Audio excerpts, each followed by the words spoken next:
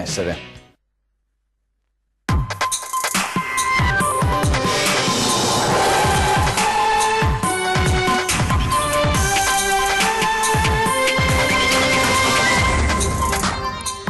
Una perdita gravissima per la cultura italiana e per il Veneto, il cordoglio da tutta la regione per la scomparsa di Cesare De Michelis, presidente della storica casa editrice veneziana Marsiglia. Il ricordo del giornalista scrittore Fini se ne va, un amico. Femminicidio di Cavarzere, tra poche ore in paese la fiaccolata per ricordare Mayla Beccarello ammazzata di botte dal marito. Oggi la convalida, l'uomo resta in carcere e ripete non volevo ucciderla, Mayla è caduta. Dimesso il viceprefetto e collocato altrove, il Ministero dell'Interno in giornata ha così disposto il provvedimento per il viceprefetto indagato per la gestione profughi.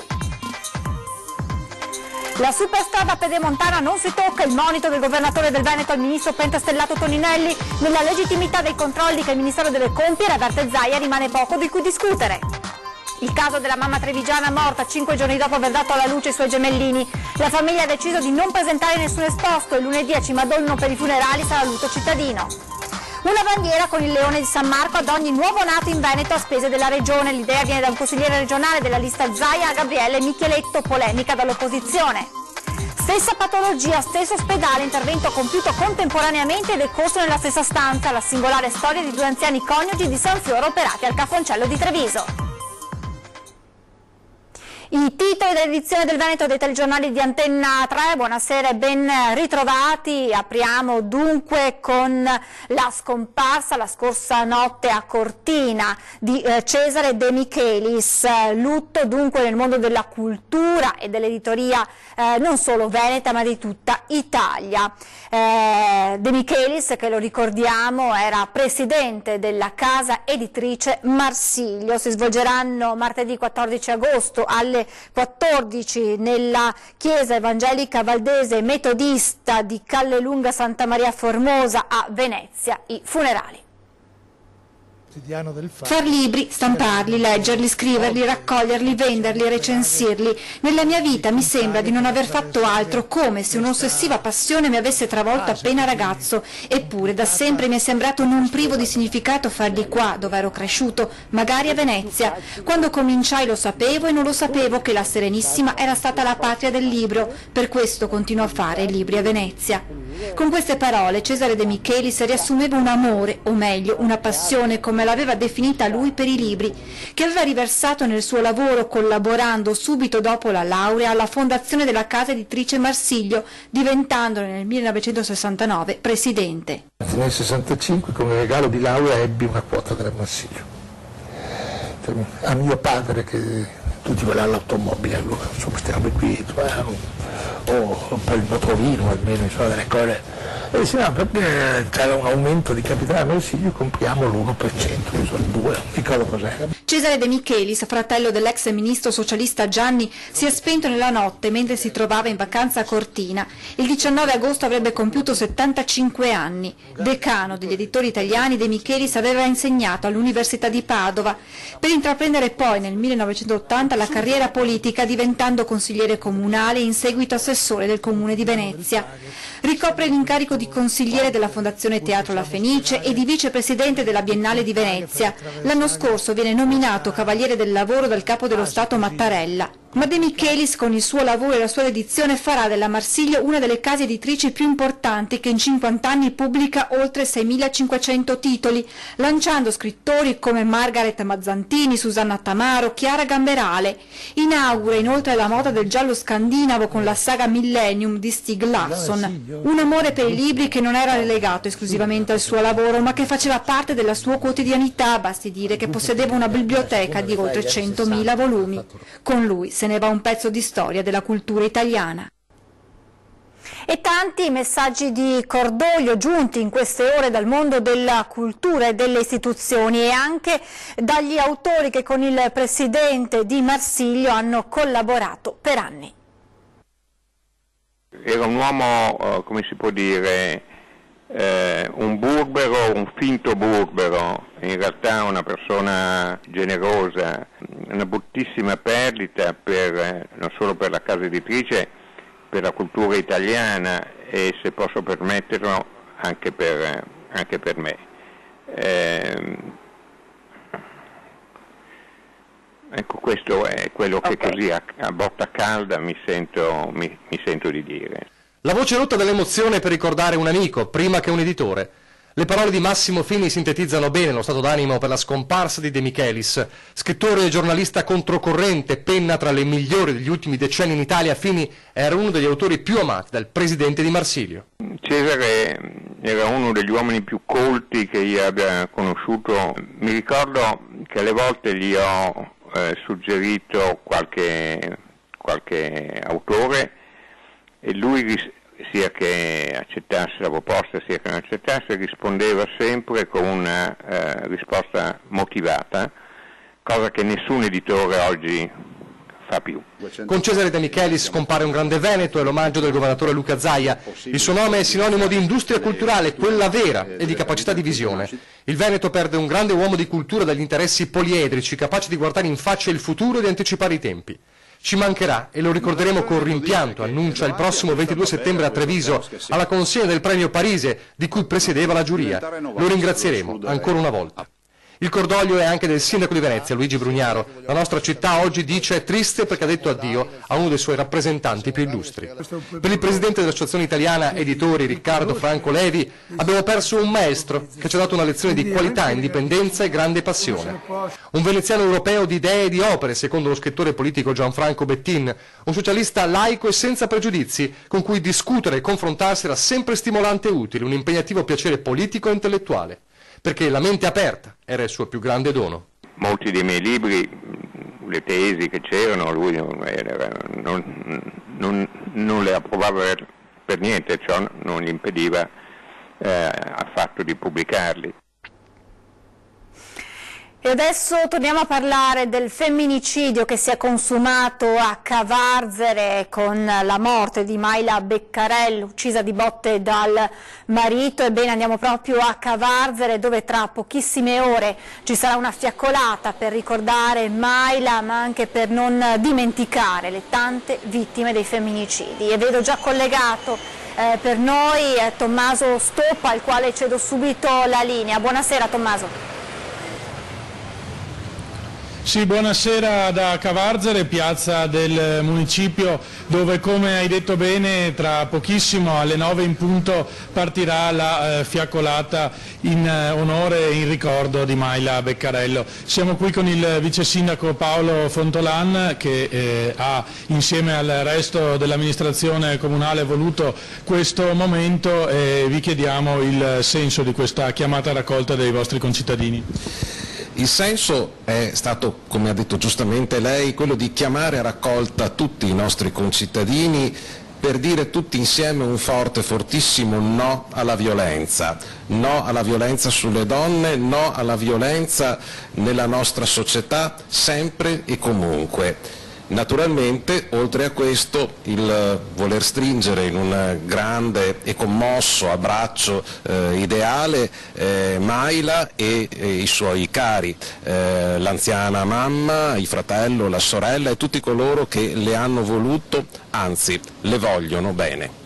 Ci sarà quindi tutta la cittadinanza di Cavarzere questa sera. Nel frattempo, sul fronte della cronaca, si registra che il fermo per il presunto omicida per Natalino Boscolo è stato confermato questo pomeriggio nel corso dell'interrogatorio di garanzia, e sentiamo quindi il servizio. Natalino Boscolo Zemello resta in carcere, così ha disposto il giudice del Tribunale di Venezia David Calabria, dinanzi al quale è comparso il 35enne di Sottomarina che mercoledì mattina ha ucciso la moglie nella loro abitazione a Cavarzere. L'uomo è accusato di omicidio volontario con l'aggravante della crudeltà e dei futili motivi. Il giudice ne ha convalidato l'arresto e confermato la custodia cautelare in carcere. Durante l'udienza di convalida, Natalino Boscolo è stato assistito dal suo legale Andrea Zambon del Foro di Treviso, a cui nei giorni scorsi ha fornito la sua versione dei fatti. E quei minuti di orrore al 13 di via Regina Margherita assumono, se possibile, contorni ancor più sconvolgenti e crudeli di quanto non abbiano già mostrato le immagini che testimoniano la violenza scaricata addosso a Mayla Beccarello. Natalino Boscolo, al suo difensore, ha parlato di una lite di prima mattina con la moglie, che si è trattato di un incidente, che non era sua intenzione uccidere la donna. Il 35enne, che in casa stava scontando una condanna a 18 mesi per una tentata estorsione e violenza privata, ha confermato d'avere picchiato la moglie, sbattendola ripetutamente contro un muro fino a provocarle una copiosa fuoriuscita di sangue dal naso, ma che a quel punto si sarebbe fermato e Mayla gli avrebbe chiesto di essere accompagnata a fare una doccia, dove la donna, colta da malore, sarebbe scivolata battendo fatalmente la testa. Una versione non coincidente con quanto emergerebbe dai primi rilievi, che dicono che nel piatto della doccia Mayla sarebbe stata portata di peso dal marito, intenzionato probabilmente a dilavarne il corpo con l'intento di occultare le proprie responsabilità. All'udienza di convalida era presente il sostituto procuratore di Venezia Stefano Buccini, titolare dell'indagine, che ha affidato al medico legale Antonello Cirnelli l'incarico di accertare le cause del decesso della donna e di chiarire la dinamica dei fatti. L'esame autoptico sarà eseguito lunedì prossimo. Ed è tutto dunque da Cavarzere nel ricordarvi l'appuntamento di questa sera alle 21 con la fiaccolata in ricordo di Mayla, di cui vi daremo poi conto nelle prossime edizioni dei nostri telegiornali. Vi restituiamo la linea. Grazie a Tommaso Stoppa e al vice sindaco di Cavarzere. Continuiamo con la cronaca. Incidente mortale poco dopo le 17 nel Padovano a Trebaseleghe in via Castellana, uno scontro tra un'auto e uno scooter, le cause ancora al vaglio delle forze dell'ordine. La persona che si trovava in sella allo scooter è morta sul colpo finendo sotto la vettura. Sul posto sono intervenuti i vigili del fuoco di Treviso e l'elisoccorso sempre da Treviso. Dimesso da viceprefetto e collocato altrove, il Ministero dell'Interno in giornata ha così disposto il provvedimento a carico del dottor Pasquale Aversa, l'ex viceprefetto di Padova, indagato insieme ad un'ex funzionaria della prefettura per presunte condotte scorrette nelle gare d'appalto per l'accoglienza dei richiedenti asilo. Intanto i sindaci di Agna e Bagnoli di Sopra sono pronti a chiedere i danni allo Stato. Dimesso dall'incarico e destinato altrove è quanto ha disposto il Ministero dell'Interno nei confronti del viceprefetto di Padova Pasquale Aversa, indagato dalla Procura per una serie di presunte irregolarità nella gestione di strutture di accoglienza dei migranti nel Padovano. Il tutto avviene mentre il sindaco di Bagnoli di Sopra Roberto Milan e il collega di Agna Gianluca Piva si sono detti pronti a costituirsi parte civile contro lo Stato se la giustizia dovesse mandare a processo il viceprefetto Aversa e una ex funzionaria della stessa prefettura, anche lei indagata. Con i due dirigenti sarebbero iscritti nel registro degli indagati anche i responsabili della cooperativa che gestisce tra gli altri i centri di accoglienza di Bagnoli e Cona. Le accuse vanno dalla turbata libertà degli incanti, cioè delle gare, la frode nelle forniture pubbliche, la truffa, la corruzione per atti contrari ai doveri d'ufficio, l'induzione indebita, la rivelazione di segreto d'ufficio. Le indagini vertono in particolare su 2 appalti per la gestione dell'accoglienza ai migranti del valore di circa 20 milioni di euro. Oltre allo sgomento per l'indagine su un funzionario e sugli uffici dello Stato, Piva e Milan ricordano come nei loro 2 paesi vi furono 2 donne aggredite da rifugiati, tensioni continue, il crollo dei prezzi degli immobili e la perdita di posti di lavoro. Ora vogliamo vederci chiaro, dicono i 2 primi cittadini, che ricordano come la gestione dell'accoglienza in questi anni nei loro comuni spesso non sia stata chiara, con i divieti a fare controlli dentro gli hub, la promessa di chiusura fatta dal prefetto nel 2016 e non ancora mantenuta. Qui da noi, dicono i sindaci di Bagnoli e Agna, lo Stato ha perso la faccia. Superstrada Pedemontana, il governatore Zaia avverte l'opera deve essere consegnata per il 2020. Sappiamo solo che la Pedemontana, in base alle carte firmate, ci deve essere consegnata, finita, ultimata in fine 2020. Ricordo che è la più grande infrastruttura in cantiere oggi in Italia, 94 km e mezzo, 16 caselli, 36 comuni, 2 miliardi 258 milioni di euro di opere. Giù le mani dalla Pedemontana. Luca Zaia usa parole che sembrano tagliate su misura per rispondere al ministro 5 Stelle Danilo Toninelli, che aveva annunciato di voler capire bene costi e benefici dell'opera.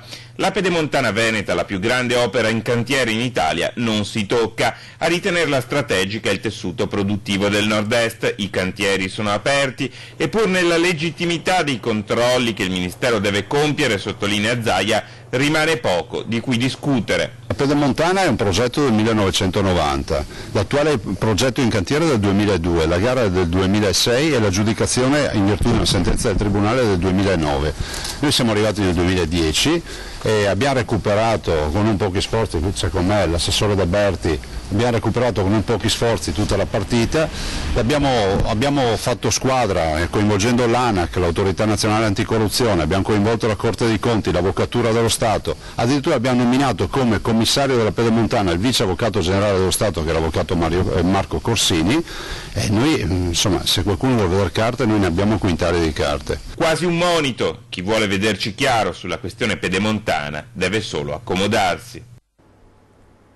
E le dichiarazioni del governatore Zaia che avete appena sentito, rilasciate questa mattina durante il sopralluogo ai cantieri per l'elettrificazione della linea ferroviaria Conegliano-Vittorio Veneto. Questo e altri interventi segnano una rivoluzione per il trasporto su ferro, ha detto l'assessore De Berti. 180 km di linee da elettrificare, 3 anni di lavorazione fino al termine del 2020 con interventi suddivisi in 2 fasi. Questi i punti principali del progetto di elettrificazione della rete ferroviaria veneta. Sopralluogo del governatore Zaia insieme all'assessore dei trasporti Elisa De Berti al cantiere aperto in prossimità della stazione Soffratta Vittorio Veneto. La prima tranche di lavori attualmente in corso e che si concluderà entro il 2019 prevede un investimento di 30 milioni di euro per la realizzazione di 3 tratte, la Bassano Camponsapiero, la Castelfranco Montebelluna e la Conegliano Vittorio.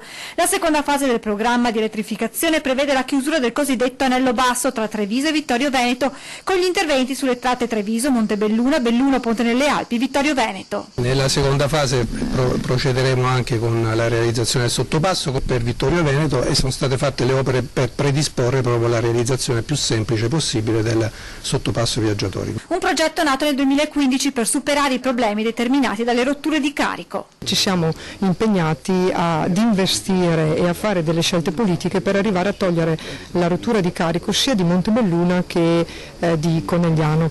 Promessa mantenuta, dice l'assessore De Berti, che ricorda come la Regione nel 2016 avesse ordinato 9 elettrotreni per il cui funzionamento era necessaria però l'elettrificazione. A questo punto la palla è passata nelle mani di RFI con l'avvio dei cantieri.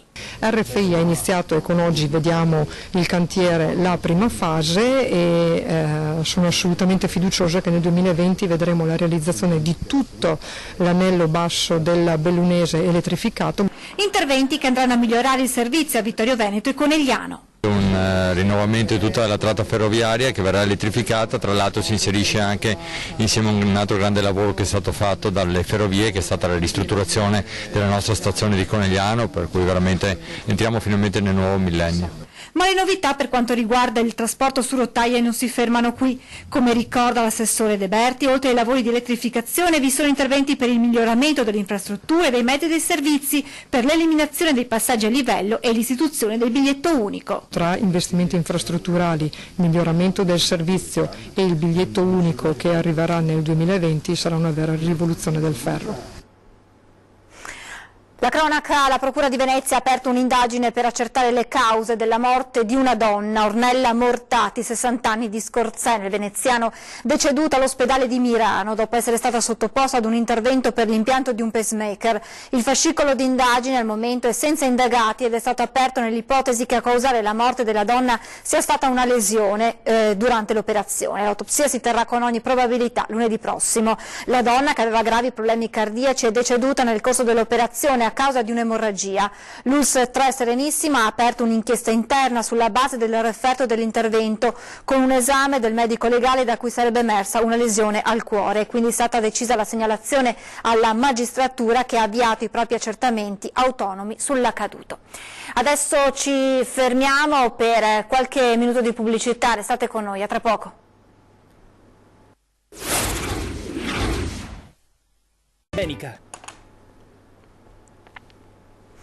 Eccoci in diretta con l'edizione del Veneto, ancora la cronaca con il caso della mamma trevigiana morta 5 giorni dopo aver dato alla luce i suoi 2 gemellini. La famiglia ha deciso di non presentare nessun esposto e lunedì a Cimadolmo per i funerali sarà lutto cittadino.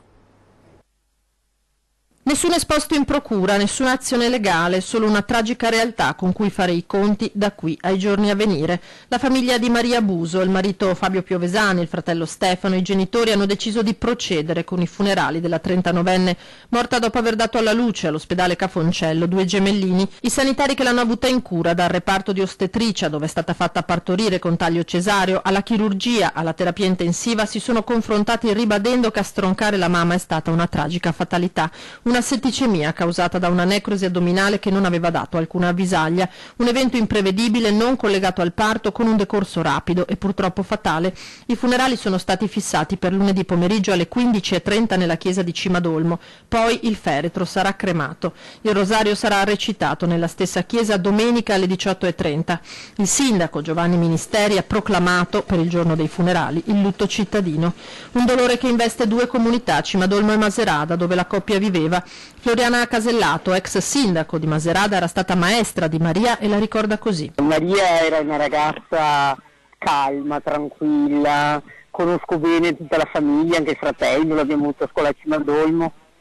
Una cara ragazza che cresceva bene, insomma. Ho un grande dolore, un grande dispiacere veramente, penso sia ai bambini che al marito e poi anche ai genitori, veramente una cosa, una tragedia inspiegabile. Prima alunna, poi compaesana, proprio a Maserada. Era venuta a trovarmi proprio perché io dovevo fare il sindaco, era venuta a trovarmi ed ero così contenta, no, che un'ex alunna venisse anche a farsi viva e poi fosse diventata una concittadina, insomma è stata una cosa molto bella.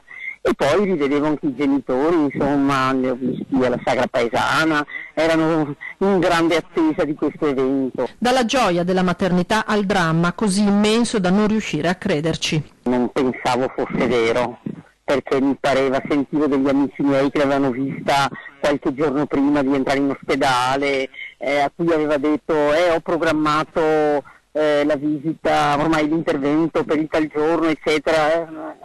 Non credevo veramente, pensavo che fosse una roba così, perché ho telefonato una mia ex collega per informarmi, insomma, ecco.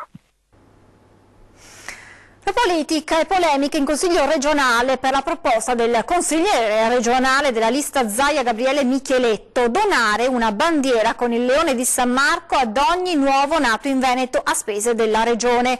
Micheletto ha depositato una proposta di modifica di una legge regionale del 75 che disciplina l'uso del gonfalone dello stemma del Veneto. La consegna ai nuovi nati della bandiera simbolo identitario del Veneto, secondo Micheletto, dovrebbe avvenire a cura dei sindaci il 25 marzo di ogni anno, giornata della festa del popolo veneto. Lo scopo è duplice, precisa il consigliere, perché se da un lato senza gravare sulle casse comunali vengono coinvolti i sindaci, ovvero i primi cittadini rappresentanti della comunità locale, dall'altro verrebbero coinvolte le famiglie, la colonna portante della comunità stessa, che riceverebbero il simbolo identitario di una regione orgogliosa delle proprie radici storiche e culturali.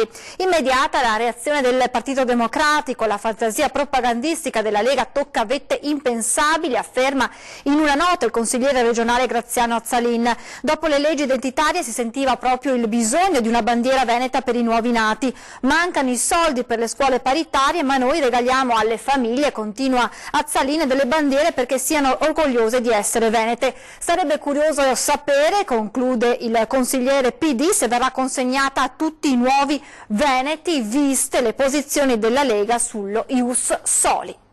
E una risposta ad Azzalin arriva a stretto giro dal segretario regionale del Carroccio, Gian Antonio Darè. Sentite le sue parole. Penso che regalare una bandiera per ogni nato sia una bella cosa, si nasce in Veneto, bianco o nero, magari è arrivato in seconda battuta, ma chi arriva in Veneto e riceve la bandiera del Veneto credo sia un orgoglio per chi la dà e un orgoglio per chi la riceve. Sono soldi della Regione, questo è vero, ma è anche giusto sponsorizzare la Regione, far capire che la Regione ha una storia millenaria, quella bandiera ha una storia millenaria, e quindi far capire a chi arriva soprattutto da fuori che questa è la Regione del Veneto e la Regione del Veneto ha diritto di fare anche di promuovere queste iniziative. Vendemmia 2018 nel Veneto, produzione in aumento e di buona qualità. A oggi la vendemmia 2018 in Veneto si annuncia molto positiva. Già a partire dalla prossima settimana i primi grappoli d'uva a finire nei cesti saranno quelli delle varietà Chardonnay e Pinot per le basi spumante, poi via via tutte le altre. Le preoccupazioni casomai arrivano dal meteo, che potrebbe peggiorare proprio dai prossimi giorni. Così fosse, la raccolta verrebbe anticipata per evitare problemi di marciume acido e botrite, che in alcune aree del Veneto vengono già segnalate.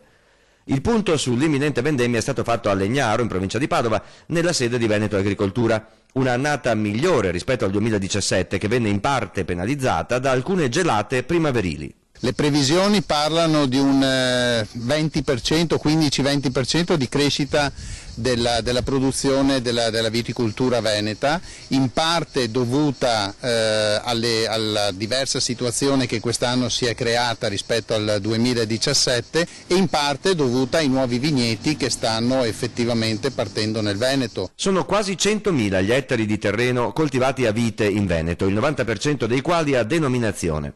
Siamo la quarta regione vitivinicola italiana, previsti quest'anno circa 13 milioni di ettolitri di vino, e quarta potenza mondiale per l'export di bottiglie, 2,13 miliardi di euro, una cassaforte per i produttori, in particolare del padovano e del trevigiano. Quest'anno in provincia di Padova la crescita sarà attorno al 15%, circa 2/3 di questa crescita è dovuta alle maggiori produzioni. Ricordiamo che la provincia di Padova ha sofferto meno di altre province venete delle gelate dell'anno scorso e quindi si è riportata bene su valori del 2016, un altro 5-7% di crescita invece è dovuta ai nuovi vitigni che sono entrati in produzione. Treviso stimiamo una crescita produttiva di circa il 20% su basi del 2017, quindi un recupero su quelle che sono state le perdite dell'anno scorso, più circa un 5% dovuta ai nuovi vigneti che quest'anno effettivamente entreranno in produzione. E adesso vi raccontiamo la singolare storia di due anziani coniugi di San Fiore, al Trevigiano, operati all'ospedale Cafoncello in contemporanea e con la stessa patologia. Uniti nella cattiva e nella buona sorte. E uniti anche in salute e malattia. Sì, perché Domenico Gava e la moglie Maria Luigia Zanette, 81 anni lui, 79 lei, di San Fior, sono stati operati nel reparto di cardiochirurgia dell'ospedale Cafoncello di Treviso lo stesso giorno per la stessa patologia, un prolasso mitralico, della medesima urgenza.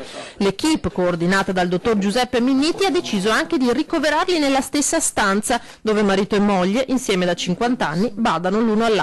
Il paziente deve sentirsi confortato a 360 gradi, non possiamo ritenere che soltanto l'abilità chirurgica e diciamo così, organizzativa sia diciamo, il perno in cui deve ruotare la sanità. Io ritengo che sia fondamentale che il paziente si senta confortato dai medici, confortato dagli infermieri, confortato da una serie di attenzioni che poi fanno la differenza e motivano il paziente a reagire bene. Io sono anni che ho il cuore che fa, non scherzi, fiacchetto. A un certo punto abbiamo fatto una visita e dovete andare a farvi vedere. Ora, ho trovato un medico di Corneliano e da Mesculi, lei che sa, da che medico devo andare a farmi vedere? Il dottor Minniti a Treviso. E siamo qua. E la signora, non potendo fare a meno, traccate anche lei qua. Siamo contenti di essere qua, il merito del dottore lo torno a dire perché se non c'era lui non eravamo qua. Mando uno qua, uno là e i figli come fanno, vedi, lavoro e questo e quest'altro. Un sollievo anche per i figli. Si arrangiano a guardarsi a vicenda, in più anche noi siamo agevolati nell'assistere, perché noi non possiamo, come ho detto loro, che ringraziare, insomma hanno organizzato tutto perfettamente. Una vita alla Zoppas per Domenico, casalinga, mamma e nonna Maria Luigia, che per 7 mesi questo inverno ha accudito il marito dopo una caduta in casa. Poi la patologia al cuore che ha portato l'ospedale a decidere di intervenire contemporaneamente sui 2 anziani che ora proseguiranno la riabilitazione a Motta di Livenza. Siamo uniti qua, siamo messi assieme, state qui, mi raccomando non fate scherzi e poi credo. È tutto, vi lascio le previsioni del tempo, grazie per averci seguito, buona serata.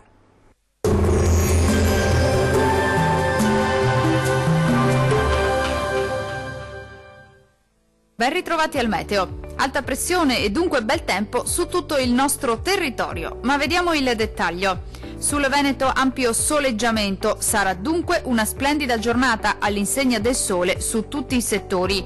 Al pomeriggio tuttavia non si esclude qualche breve acquazzone di calore sui rilievi del Bellunese, cielo sereno o al massimo poco nuvoloso altrove. Temperature minime tra 19 e 24 gradi, valori massimi compresi invece tra 28 e 33 gradi. Diamo uno sguardo ora al Friuli Venezia Giulia. Poche novità, situazione molto simile, solamente con qualche pioggia al pomeriggio sui rilievi alpini. Ampio soleggiamento invece altrove, con il cielo che si presenterà sereno o al massimo con presenza di poche nubi a carattere sparso. Temperature minime comprese tra 21 e 24 gradi. Valori massimi oscillanti invece tra 30 e 33 gradi circa. Vediamo infine la situazione del Trentino Alto Adige. Non cambia di molto la previsione, con tanto sole al mattino e con accesa instabilità invece a partire dal pomeriggio, con locali temporali sui settori alpini di confine, localmente anche di moderata o forte intensità. Temperature minime tra 16 e 17 gradi, valori massimi compresi invece tra 31 e 33 gradi circa. Dal meteo di Antenna 3 per ora è tutto, arrivederci al prossimo aggiornamento.